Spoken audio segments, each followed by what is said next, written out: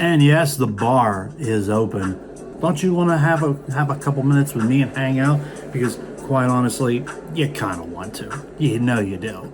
You do. You like some of the goofball stuff we do. I encourage you. Anytime you ever hit the like button, it really helps me out, but it helps a whole lot more if you definitely subscribe and you still have this opportunity to see more and more of this experiment we call Jimmy Jam Sessions. And one time I did a video that definitely has a lot of meaning. It was the old days of us and Gen X, even some of the boomers. Gen X going out, having a good time, dancing up a storm, and in my days, I like to say it was time to make the floor burn.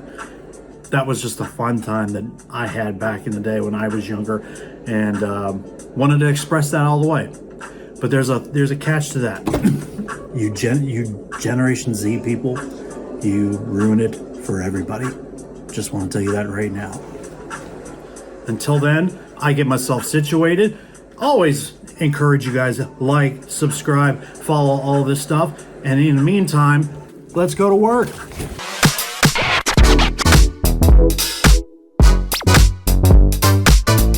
And once again, we are live. Guys, always good to have you having out with a chat so you can just take this information and run with it.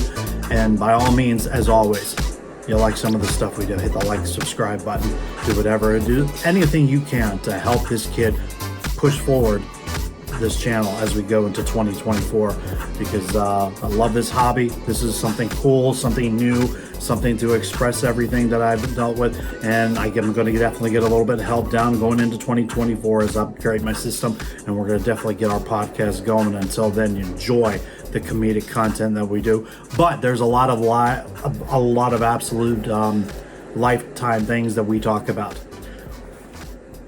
Recently just did a video about all the times that we did with clubbing, and it was only like a little bit of a part one, and quite honestly I enjoy doing that video, and I'm going to enjoy doing this one because there is so much more. So we'll kind of make this like a little bit of a part two, and trust me, a part two is always a little bit more interesting than the part one.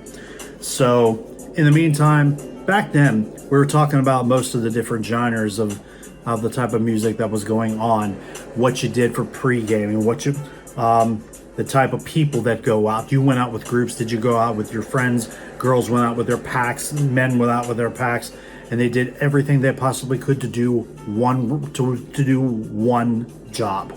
And like I said, it was girls with packs, men's with packs. You went out with your groups. You went out with your besties. You went out with the break crew. You went out with your dance friends. You went out with the people that you wanted to do dance routines, small little ones, and goof off all the time. They were all over the place in the 90s. A lot of them in the 70s. A lot of them in the 80s. Good handful of them in the 90s, and in my gender, the 90s and the 2000s. That was my era. You all had one job, and one job only. Have fun. Have fun.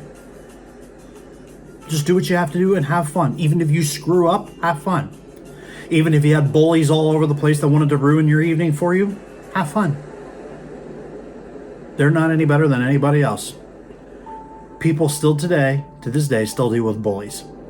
Bullies are everywhere. They're in high school, they're in elementary school, they're in the bars, they're in the clubs, because they believe they own the place and they don't believe there's certain people who don't belong there. When we were breaking and doing our stuff in the corner in our club around here,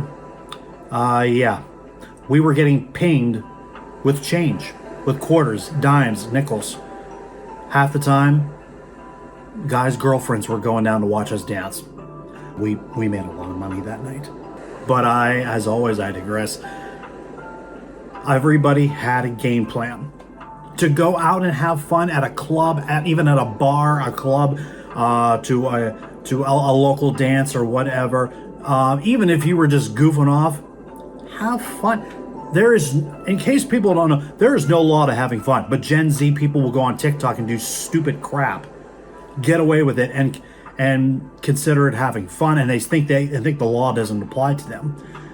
Those people get reality checks really quick. especially at this day and age as we go to 2024. So in the beginning, what was it like? Well, you pre-gamed. Pre-game is such a big deal. If you had all your friends to over, or if you had a game plan, like it's not like you were trying to be safe, have one drink, or you had a Red Bull and you were loosening up and like get in your car and go. There are people that were in either frats or in your campus apartment in downtown, and they pre-gamed whatever way they did. It doesn't matter if they had 40s or 6-packs or the easiest 30-pack of Natty Light they could possibly get. Cheap, by the way. That was your way of pre-gaming. Plus, when you got out, sometimes you hit one place, then you go to another, then you go to the main event, the place you were supposed to go. So that is mostly the way it goes, basically in a lot of the universities that go around. You can't miss. Those are some of the best times, and people that went to college back in the day, like 2 decades ago, they'll tell you that was the best thing going down to ever.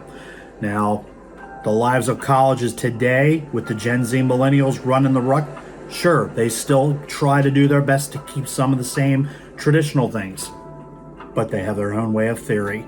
The mind works in a different stratosphere.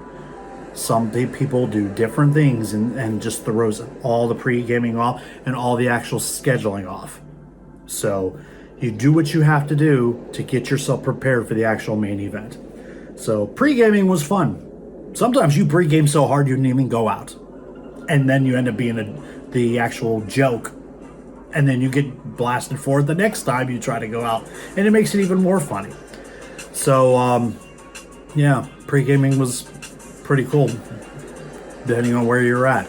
And then, you just go from one thing to another.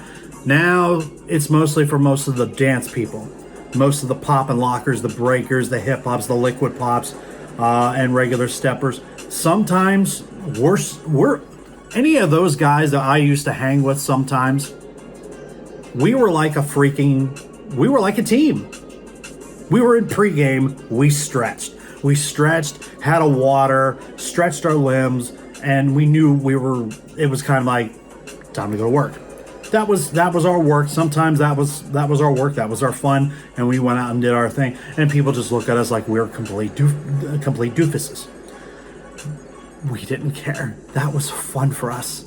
Just hiding in the corner, stretching our knees, stretching our arms, stretching everything, and be like, okay. And then a couple songs come on, and you loosen up, and you just go out there and step and just have at it. If you had the character and you had not necessarily the possibility, once you stepped on the floor and people knew who you were, they knew it was going to be a good night. Whether we were going to get picked on or whether you entertained the crowd, it leads to different atmospheres and leads to different results. You never know.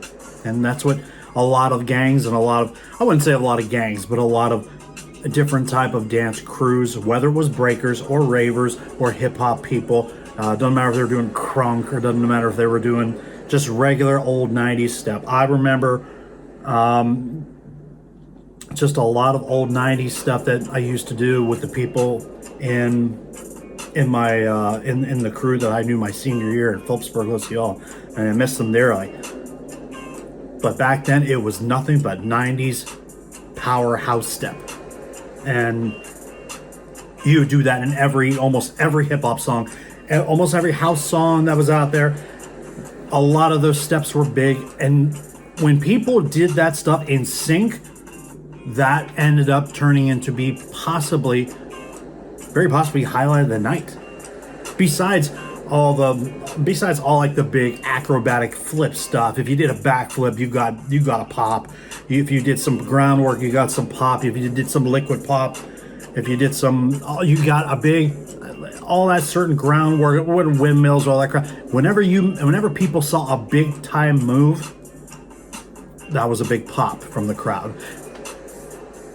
I mean, and sometimes it got a little old, but in the end, people knew who they were going to see, but they also knew who they were going to hang out with, and they knew the bottom line was have fun. And you just had a lot of those groups just go out and do their own signature type of styles. And sometimes in my old days, me and my editor, who's still one of my best friends to this day for almost 20 some years. We were, and even a couple of others that were in our group, we were doing stuff on the fly. And sometimes that was the best stuff. And we did the same thing with the Ram Squad back in the day. Ram Squad was real authentic movements. It was the break crew in Penn State University back in the day. I remember most of those guys back then, and they were absolutely the best. They were not only good dancers, they were good people as well, all of them. And when we got together and worked for the Penn State Fawn in 2004 and 2005, it was probably one of the best things I'd ever done, and the best things we ever got to collab with. And I'm very still honored to still do that. So shout out to the Ram Squad. They still exist to this day over at Penn State. Frames of music for all you people. Most of you people knew that it was kind of, a little bit of hip hop for 20 to 30 minutes, and then it went right to house music. I'll be in between those times. Sometimes you were going to get another drink. Sometimes you were just getting a bunch of shots. And then by the time you were done, that phase was out and the next phase comes in. You were loosened up and ready to get back on the floor. I miss those days. You left the floor and the other people took over the floor. Then later in the evening, after a handful of alterations and switches by the DJ, kind of like try to morph everything within the 1 to 2 o'clock hour before last call, and it just basically engulfs the dance floor. And in a way of speaking, that helped out in the long run because it meant for a great night. It made for a great night for anything. The hip-hop music in the 90s was always big. It also started early in that late 80s type of thing. And then as you go to the 90s and as you went to the early 2000s, a lot of the big 90s hip-hop, the big steps, I'm talking the Bobby Browns, Belle Biv DeVoe's, all those different things. Everybody was doing the steps for that. Everybody knew the words to the music. Not even just those songs, but most songs in the general in 90s. In early 2000s as well. And a lot of also house music that was very big in that. That's when the time of progressive house started coming in. And we pushed a lot of that stuff to that day. And everybody, whoever's around my age limit, I'm 48, but a lot of around my age limit, around the 40 to 48 era, even maybe late 30s, will know a song from the 90s, even a sample piece from a house track, and know it in 2 seconds. And it's like, holy crap, I remember this song, and you start going off on it. Like if you go out anywhere to a 90s or a 2000s era, like a throwback night, can't go wrong. I mean, doesn't matter if it's packed or not. You go somewhere where you're going to actually know music that some of the Gen Z people don't. But Gen Z people also think, I know this song. No, the song's older than you. So it's really, really interesting to try to have conversations with those people, to know that that those younger people are going to have more fun than you. Really you really want to put a bet on that? And as always, it just throws a lot of the big time stuff. I mean, and as I said in the last video, both we're talking areas as far as certain places is all different. Small cities, small towns, big towns. They try their best to incorporate, but it is, as I like calling it, apples and oranges. It's two different areas. You could go to a small town club here and it'll pack 200, 300 people. It's a good night. Big cities, it's 400, 500, 600, and you don't know where half the people are you're looking for. Finding people is hard.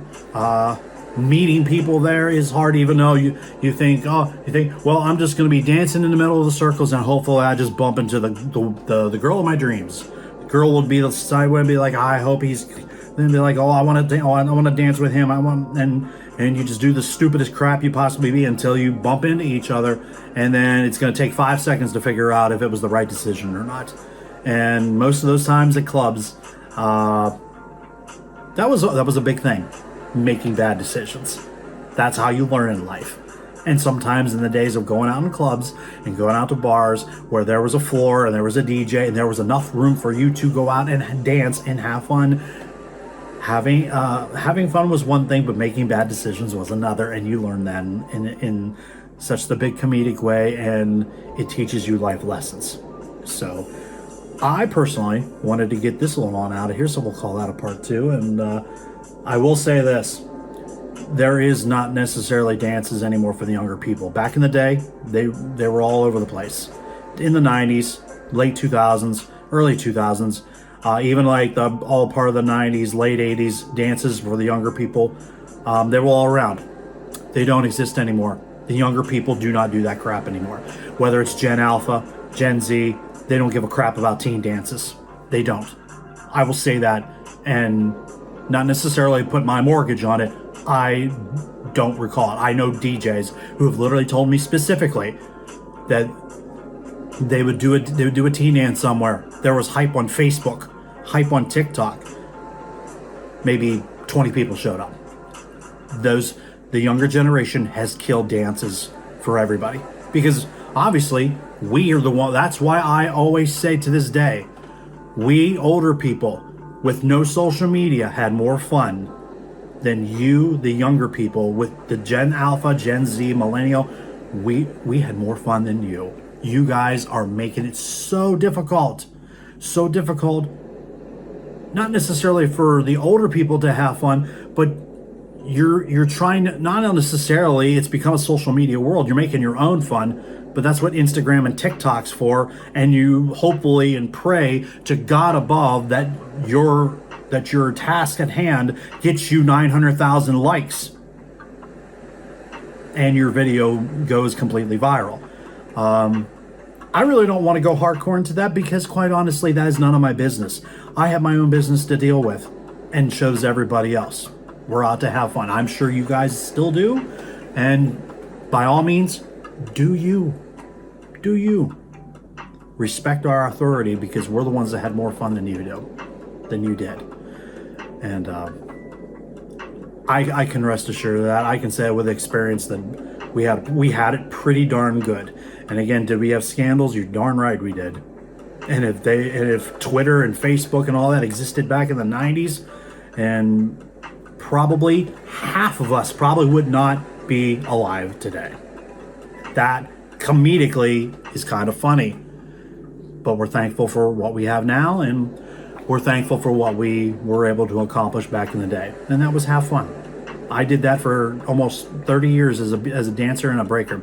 And I like telling stories like this. So, still have any good stories if you want us to tell us? By all means, throw a comment on. By all means, do say something that would definitely throw yourself back in the day of what your time of going to a bar, going to a club was like. And did you really dance to have fun? Did you really? I mean it. Answer that question. The back of your head, answer that question as honest as you can. When you went out, did you actually try to have fun? Answer that question honestly and thoroughly. And until then, I'm going to get out of here and shut this bad boy down. Shut this kitchen down. I appreciate you hanging out again. We're going to do more talk like this soon, as always. And keep doing everything you do to support the channel, as always. I will see you Bloody Legends in the next one. And I said the kitchen is closed. That's something a little new. I like saying that. And maybe I'll try to find something down the road where I can just put up a sign that just says bar is closed, because this episode is over. Laters.